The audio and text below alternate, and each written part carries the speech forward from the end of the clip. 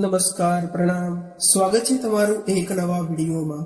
મિત્રો, આજની કહાની શરૂ કરતા પહેલા તમને એક વિનંતી છે કે આ કહાની અંત સુધી ધ્યાનથી સાંભળજો, તો જ તમને આખી કહાનીનો સાર સમજાશે।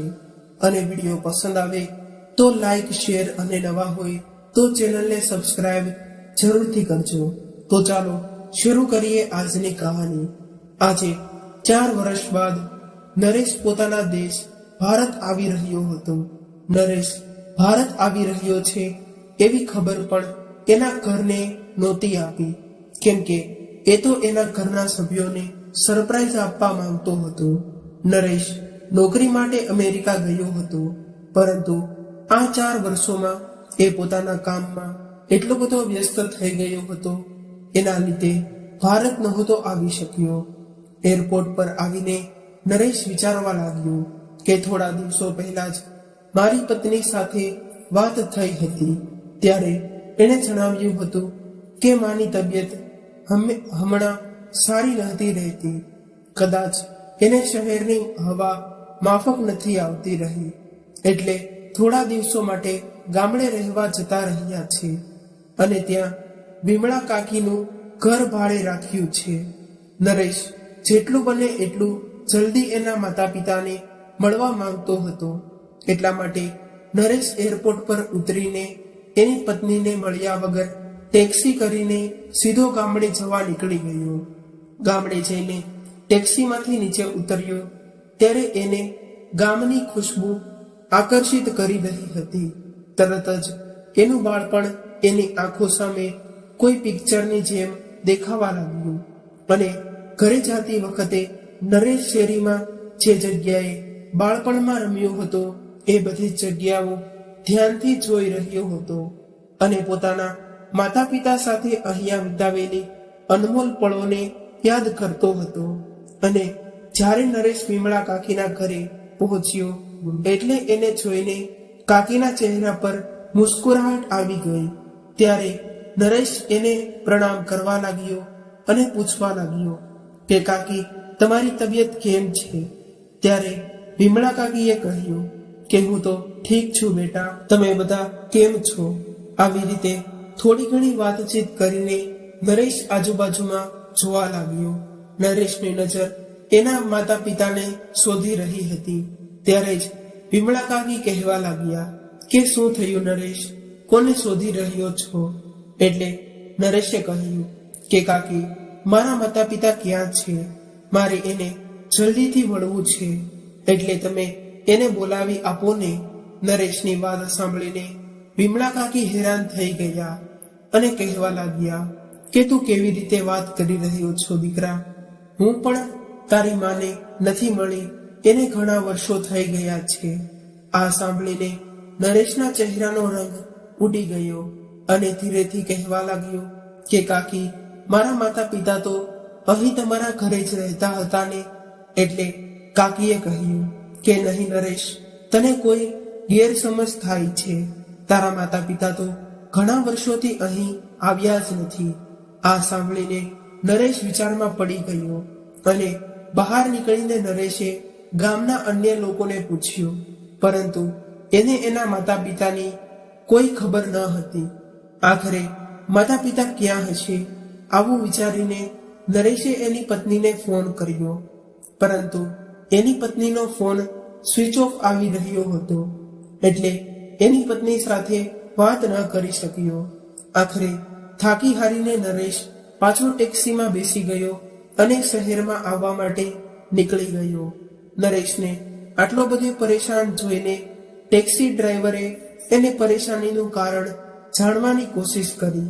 ત્યારે નરેશે એને બધી વાત જણાવી અને જ્યારે નરેશ શહેરમાં પહોંચ્યો એટલે ટેક્સી ડ્રાઈવરે એક મંદિરની બહાર ગાડી ઊભી રાખી અને કહેવા લાગ્યો કે હે ભાઈ, આ મંદિર ખૂબ જ ચમત્કારિક છે।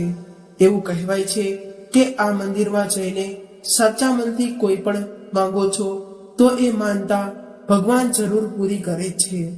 ટેક્સી ડ્રાઈવરની વાત સાંભળીને નરેશ પણ મંદિરની અંદર ગયો અને પ્રાર્થના કરવા લાગ્યો। ત્યારબાદ એણે જોયું કે મંદિરના આંગણામાં ઘણી બધી ભીડ હતી, કેમ કે ત્યાં અમુક લોકો પ્રસાદ વહેંચી રહ્યા હતા અને ઘણા બધા ગરીબ લોકો ત્યાંથી પ્રસાદ લઈને ખાઈ રહ્યા હતા. ત્યારે તેની નજર એક વૃદ્ધ વ્યક્તિ પર પડી રહી અને એ વ્યક્તિને મેળા અને ફાટેલા તૂટેલા કપડાં પહેર્યા હતા. તેની દાઢી વધી ગયેલી હતી અને ખૂબ જ મુશ્કેલીથી ચાલી શકતા હતા. એ વ્યક્તિ આ ભીડમાં ઘૂસીને પ્રસાદ લેવાની કોશિશ કરી રહ્યા હતા, પરંતુ કમજોરીને કારણે એ આગળ નહોતા જઈ શકતા. જેમ તેમ કરીને ભીડમાંથી નીકળીને આગળ પ્રસાદ લેવા પહોંચ્યા ત્યાં સુધીમાં તો પ્રસાદ ખતમ થઈ ગયો હતો. એટલે આ વૃદ્ધ વ્યક્તિ નિરાશ થઈને ત્યાં જ બેસી ગયો. આ જોઈને નરેશને આ વૃદ્ધ વ્યક્તિ પર દયા આવી ગઈ, એટલે દોડીને તેની પાસે ગયો અને કહેવા લાગ્યો કે દાદા, તમે પરેશાન ન થાઓ, હું તમારા માટે જમવાનું લઈ આવું છું. આવું કંઈ નહીં. નરેશ જ્યારે જમવાનું લેવા ગયો હતો ત્યારે જ અચાનક ચોંકી ગયો. એને આ વૃદ્ધ વ્યક્તિ માં એની પિતાની ઝલક જોવા મળી.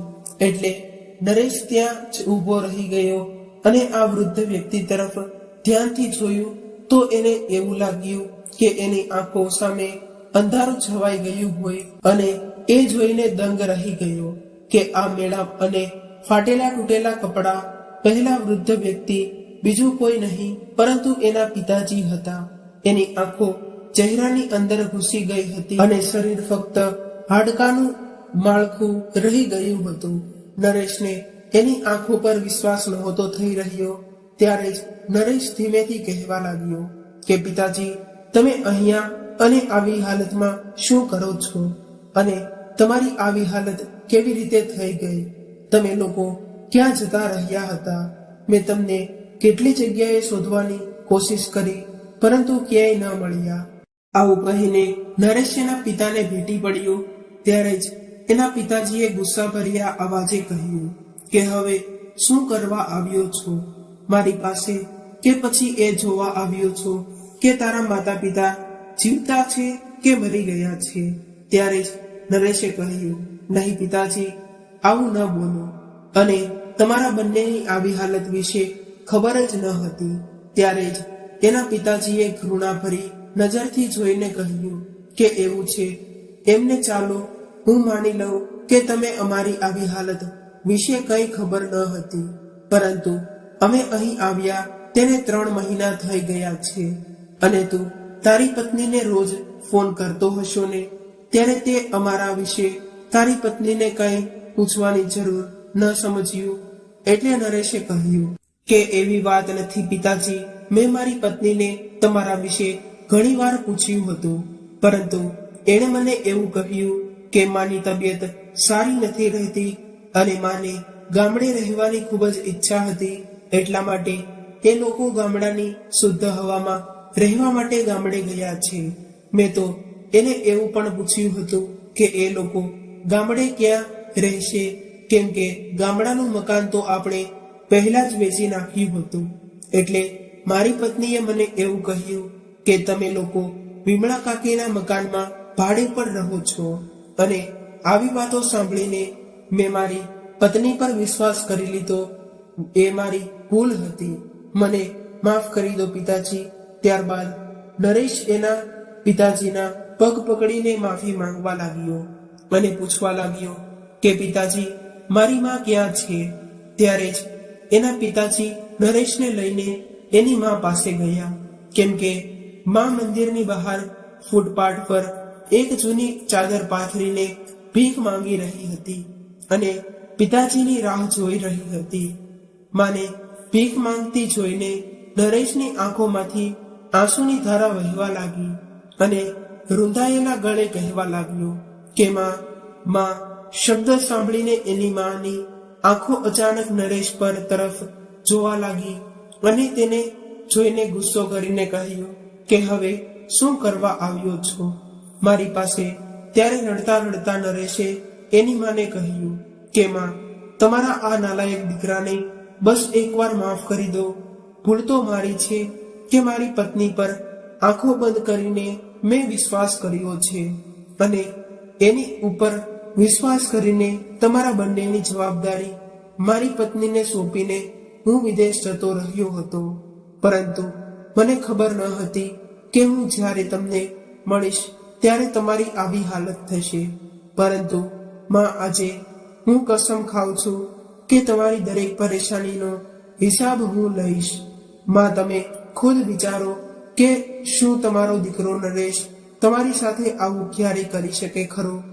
અરે માં, હું તો તને ખબર છે ને કે ભગવાન સમજી રહ્યો હતો, અને જ્યારે મારા ભગવાનની આવી હાલત જોઈને મારા ઉપર શું વીતી રહી છે એ તો હું જાણું છું. આટલું કહીને નરેશ રડતો રડતો એની માને ભેટી પડ્યો.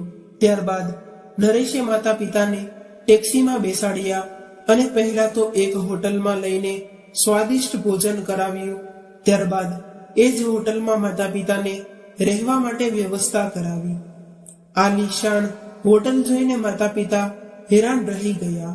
ત્યારે જ નરેશ કહેવા લાગ્યો કે તમે લોકો અહીં આરામથી બેસો, થોડા સમયમાં જ બધું વ્યવસ્થિત કરીને હું તમને ઘરે લઈ જઈશ.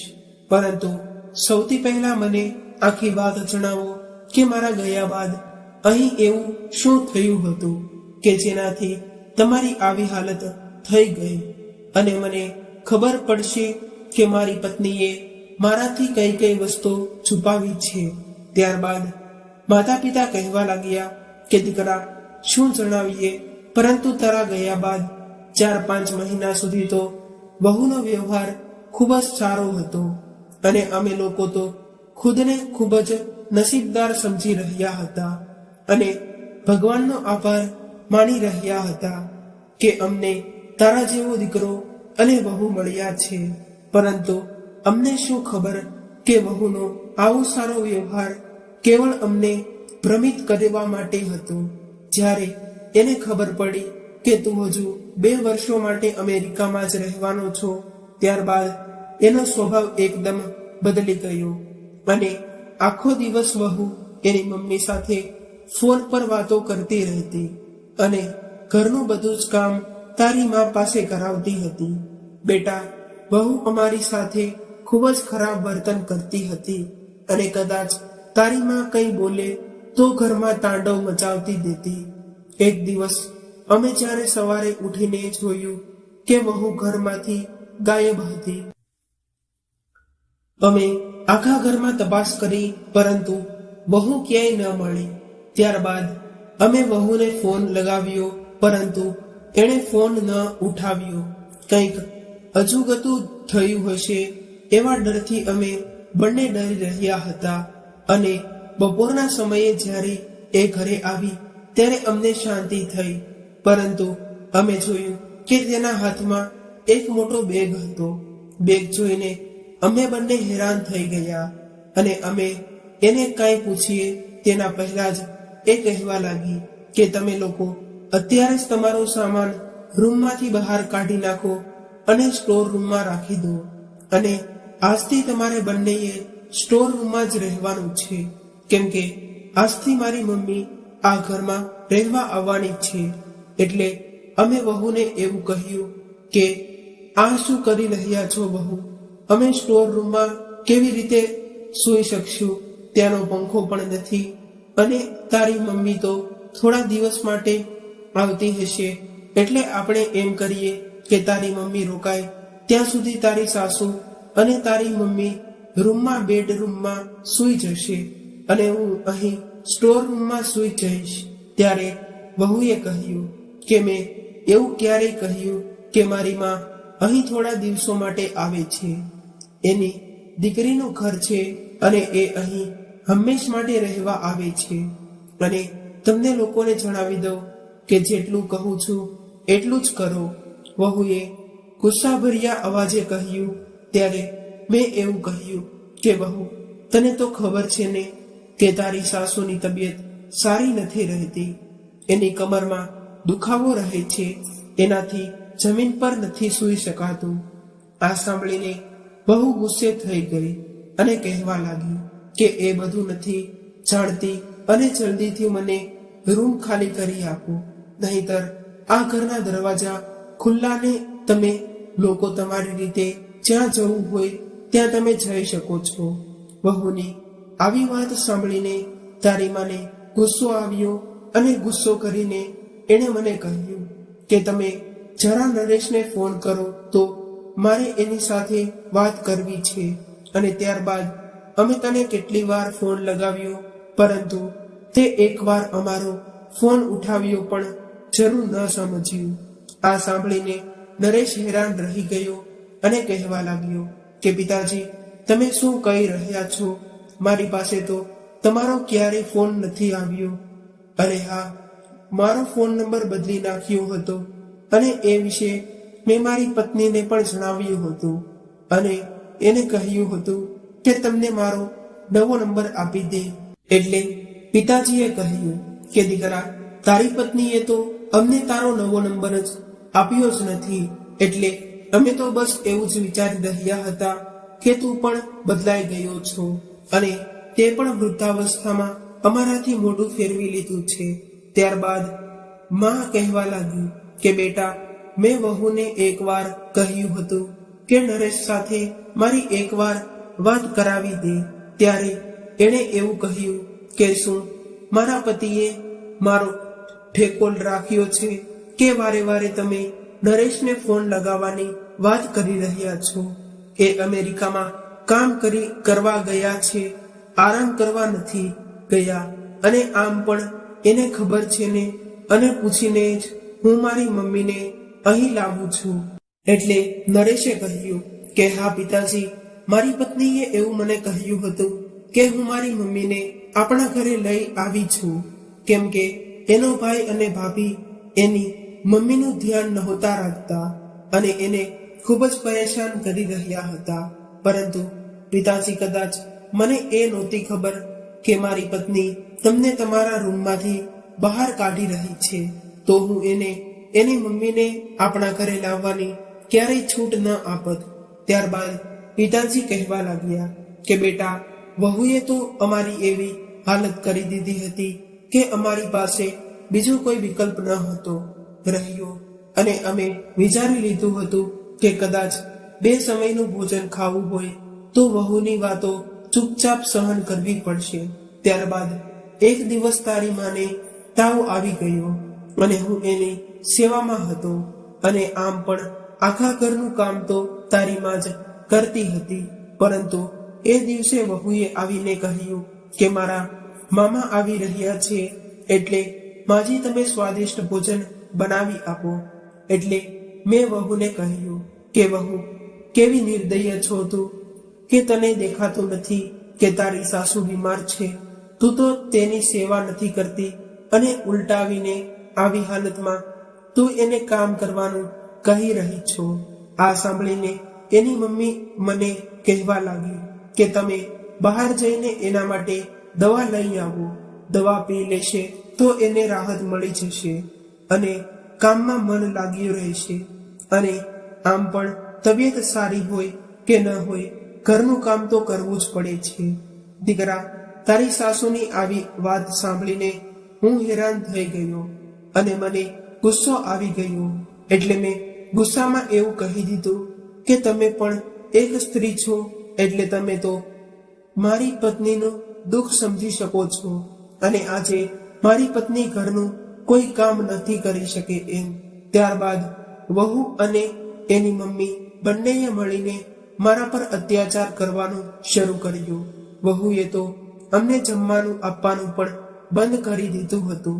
ત્યારબાદ જેમ તેમ કરીને અમે અમારું ખાવાનું જાતે બનાવીને ખાવા મજબૂર હતા, પરંતુ એ પણ વહુને પસંદ ન હતું. ત્યારબાદ એક દિવસ વહુએ ઘરે કીટી પાર્ટી રાખી અને ઘરે વહુની ઘણી બધી સહેલીઓ આવી હતી. એ દિવસે વહુએ અમને કહ્યું કે 15 જણાનું ખાવાનું બનાવવાનું છે અને તારા પિતાજીને થોડા પૈસા આપીને બજારમાંથી સામાન ખરીદવા મોકલી દીધા અને મને રસોડામાં કામ કરવા લગાડી દીધી. મેં બધું જ જમવાનું તૈયાર કર્યું, એટલે મહેમાનોને પીરસવાનું કામ પણ અમારી પાસે કરાવ્યું. તારી પત્ની અને એની મમ્મી તો મહેમાનોનો સાથે હસી મજાક કરી રહી હતી અને બીમારીની કારણે તારી માતાને આટલું બધું કામ નહોતું થઈ શકતું. આ જોઈને તારા પિતાજીએ ગુસ્સો આવી ગયો અને એમણે બધું જ ખાવાનું ઢોળી નાખ્યું. આ જોઈને બહુનો ગુસ્સો સાતમા આસમાન પર પહોંચી ગયો અને ચિલ્લાઈને કહેવા લાગી કે તમારી આવી હિંમત કે કેવી રીતે થઈ કે મારી સહેલીઓની સામે તમે મારી બેઇજ્જતી કરી દીધી. ત્યારે જ વહુની મમ્મી પણ ગુસ્સો કરીને વહુને કહેવા લાગી કે બેટા, તું આ લોકો પર દયા કરીને ઘરમાં શા માટે રાખી રહી છો? આવા લોકોને તો ઘરમાંથી બહાર કાઢી મૂકવા જોઈએ. ત્યારે વહુએ કહ્યું કે હા મમ્મી, તમે સાચું કહી રહ્યા છો, આને તો હવે ઘરમાંથી બહાર કાઢવા પડશે. ત્યારબાદ વહુએ અમને કહ્યું કે તમે જલ્દીથી તમારો સામાન બાંધીને અહીંથી નીકળી જાઓ. આટલું કહેતા જ માં જોર જોરથી રડવા લાગી અને કહેવા લાગી કે બેટા, તારી પત્નીએ તો બપોરના કાળા તડકામાં અમને ઘરમાંથી બહાર કાઢી મૂક્યા હતા. એવા સમયે અમે લોકો ક્યાંય જઈએ, કેમ કે ગામનું મકાન પણ હવે નહોતું રહ્યું. અમે લોકો તો સડક પર આવી ગયા હતા. મારી તબિયત તો પહેલેથી જ ખરાબ હતી અને આવું અપમાન સહન કરીને તારા પિતાજી પણ બીમાર રહેતા લાગ્યા. આવી હાલતમાં અમે ક્યાં જઈશું અને શું કાંઈ ખાઈશું તે સમજાતું ન હતું. એટલે અમે લોકો આ મંદિરની બહાર આવીને બેસી ગયા. પરંતુ તું અમારી પાસે કેવી રીતે પહોંચ્યો? એટલે નરેશે કહ્યું કે માં, તમને લોકોને ઘરમાંથી કાઢ્યા બાદ મારી પત્નીએ મને ફોન કર્યો હતો કે તમે લોકો તો વિમળા કાકીના ઘરે ગામડે રહેવા ગયા છો અને તમે લોકો થોડા દિવસ બાદ જ્યારે મેં એને પૂછ્યું કે માં ક્યાં છે, એનો ફોન કેમ નથી લાગી રહ્યો, તો મારી પત્નીએ જણાવ્યું કે તમારો ફોન ઘરે પડ્યો છે અને તમે લોકો ગામડાના લોકો સાથે તીર્થયાત્રામાં ગયા છો એટલે તમારી સાથે વાત નથી થઈ શકે એમ. એ સમયે તો મને થોડી શંકા થઈ હતી, કેમ કે કદાચ તમે લોકો યાત્રા પર જવાના હોય તો મને કહ્યા વગર તો નથી જવાના. એ મને ખબર હતી અને મને આ શંકાના લીધે જ હું ફટાફટ મારું કામ બતાવીને કોઈને કહ્યા વગર જ અહીં આવ્યો છું. મને તમારી ખૂબ જ ચિંતા થઈ રહી હતી એટલે અહીં ભગવાને પ્રાર્થના કરવા આવ્યો હતો અને તમને લોકોને મને આવી હાલતમાં અહીં મળી ગયા છો.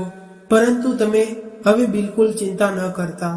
હવે મને બધી જ ખબર પડી ગઈ છે અને હવે તમારા ઉપર કરેલા એક એક અત્યાચારોનો બદલો લેવાનો સમય આવી ગયો છે. આવું કહીને નરેશ એના ઘરે જતો રહ્યો અને જ્યારે ઘરે પહોંચીને જોયું કે એની પત્ની અને સાસુ સોફા પર બેસીને ચા નાસ્તો કરવાનો આનંદ લઈ રહ્યા હતા. ત્યારે જ નરેશ દરવાજા પાછળ ઊભો રહી ગયો અને વાતો સાંભળવા લાગ્યો. એની સાસુ તેની પત્નીને કહી રહી હતી કે તે તારા સાસુ સસરાને અહીંથી બહાર તો કાઢી મૂક્યા છે, પરંતુ તારે એકવાર જોવું જોઈએ કે એ લોકો ક્યાં ગયા છે અને શું કરી રહ્યા છે. ક્યાં કે નરેશને બધી વાત જણાવી દેશે તો આપણું શું થશે? ત્યારે નરેશની પત્નીએ કહ્યું કે અરે માં, તમે કેવી વાતો કરી રહ્યા છો? એની પાસે તો નરેશનો ફોન નંબર પણ નથી, તો એ લોકો કેવી રીતે ફોન કરશે? એટલે તમે ચિંતા ન કરો.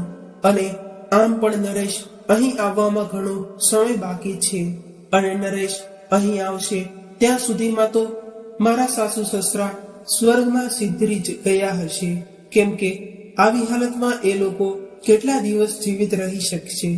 ત્યારે જ નરેશ અચાનક તેની અંદર આવ્યો અને તેને અચાનક ઘરે આવેલો જોઈને તેની પત્નીના હોશ ઉડી ગયા.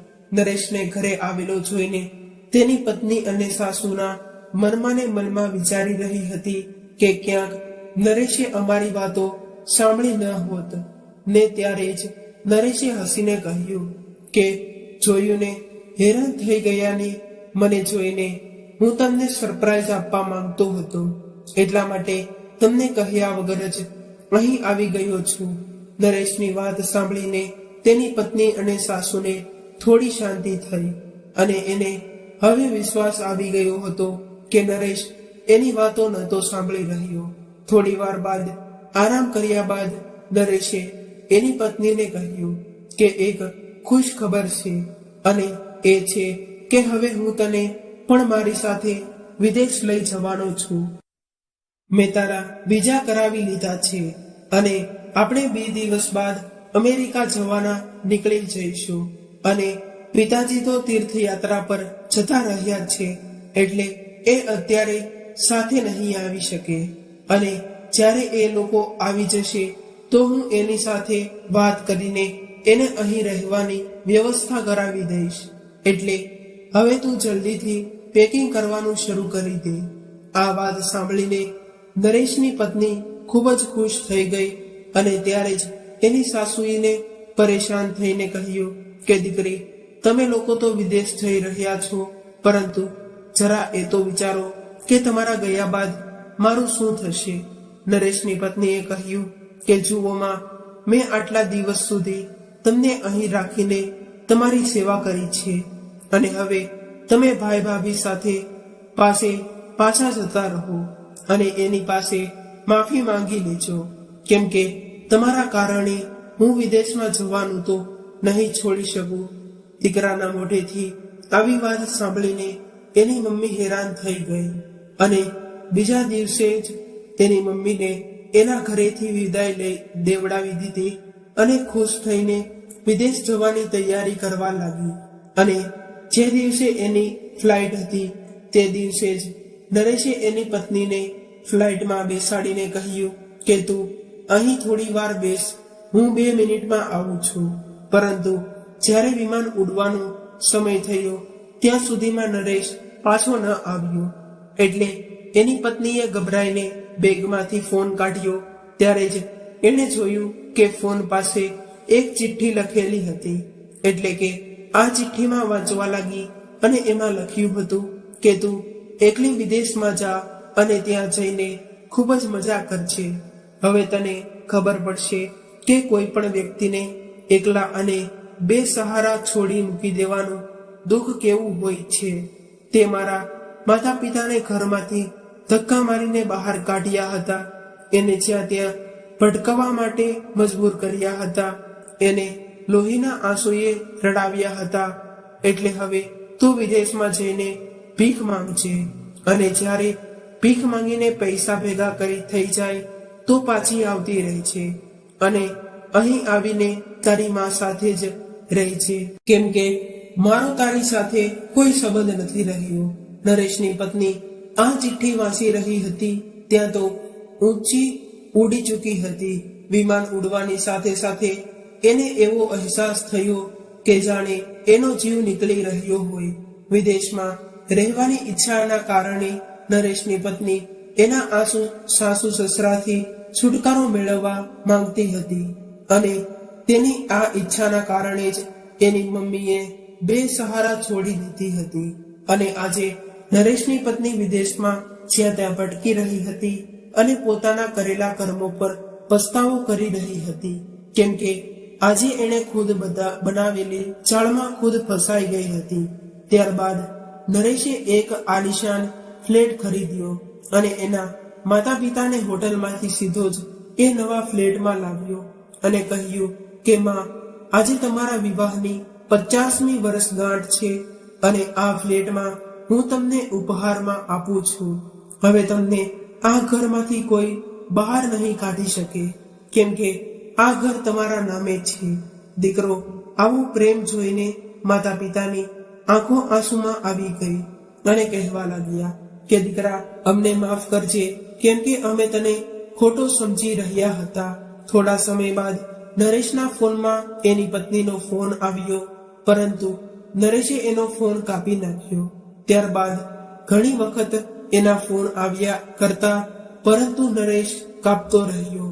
ત્યારે એના પિતાને નરેશને બધી જ વાત જણાવી દીધી કે કેવી રીતે મેં મારી પત્નીને એના કર્મોની સજા આપી છે. થોડી વાર બાદ ફરીથી એની પત્નીનો ફોન આવ્યો, એટલે પિતાજીએ ફોન ઉઠાવ્યો. એટલે બહુ રડતી રડતી કહેવા લાગી કે પિતાજી, મને માફ કરી દો, મેં તમારી સાથે ખૂબ જ ખરાબ વર્તન કર્યું છે અને એટલે જ નરેશે મને એકલી છોડી મૂકી છે. હવે તમે મને તે સમજાવી શકો છો? પિતાજી, હું વચન આપું છું કે આજ પછી તમને લોકોને કોઈ તકલીફ નહીં થવા દઉં. આવી હાલત જોઈને માતા પિતાનું દિલ પીગળી ગયું.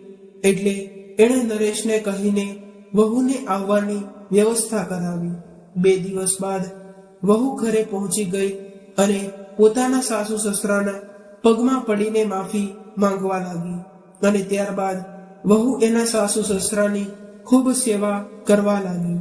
આજે એક દીકરાએ દુનિયા સામે એક મિસાલ કાયમ કરી હતી, પરંતુ આ બાજુ નરેશની સાસુએ એના ઘરે પહોંચીને જોયું કે એનો બધો જ સામાન સ્ટોર રૂમમાં પડ્યો છે અને એના રૂમમાં એના માટે કોઈ જગ્યા ન હતી, કેમ કે એના રૂમમાં તો એની વહુના પિતાજીના આરામ કરી રહ્યા હતા. તો મિત્રો, આજની કહાની તમને કેવી લાગી કોમેન્ટ બોક્સમાં જરૂર જણાવજો અને પસંદ આવી હોય તો વિડીયોને લાઈક, શેર અને નવા હોય તો ચેનલને જરૂરથી સબસ્ક્રાઇબ કરજો. હર હર મહાદેવ.